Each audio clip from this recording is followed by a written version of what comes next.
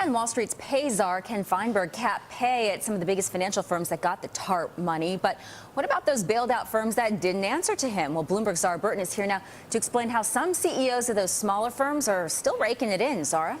Yeah, and so what we did, Lori, we went through all the firms still sitting on public money of more than $500 million.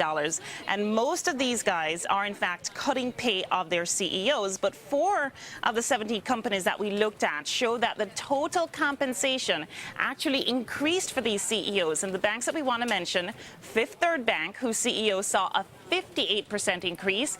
M&T saw a whopping 233% increase. First Horizon, whose CEO definitely raking it in, increasing beast on a preliminary proxy filing. And Key Corp, also preliminary, their chief seeing a hefty increase as well. Now, as far as some of these increases, they are stock grants for the most part, which means they'll get paid based on how the company's stock does in the long term.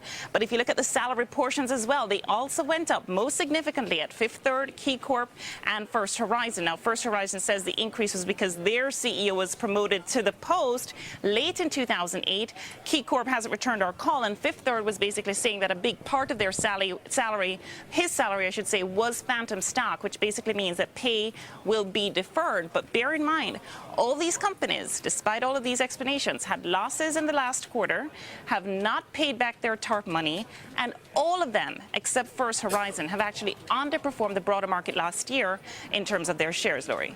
So what does the Treasury have to say about all this? Some pretty interesting findings you're putting forward there. Yeah, and they're saying basically they will not comment on the individual banks, but they've issued guidelines on pay that must be followed. And all these banks say that they are within those guidelines. In fact, I had one analyst look at this as well, and she was telling me pretty much the same thing. Now, their guidelines, let's get into that for a second, because one of them, limiting bonus payments to protect taxpayer investments. They talk about curtailing payment of golden parachutes, imposing clawbacks for any bonus based on what they deem materially inaccurate performance criteria, and they give shareholders say on pay. But as far as the individual oversight of these banks, we know Ken Feinberg, who is the pay czar, his jurisdiction is the extraordinary support guys. You're talking about firms like Citigroup, AIG, and Bank of America. And Jeannie Brandhover, she's a compensation expert and a recruiter for these executives. She was telling me as well that it is curious that they're not getting as much oversight, and this could be part of the reason why you're seeing pay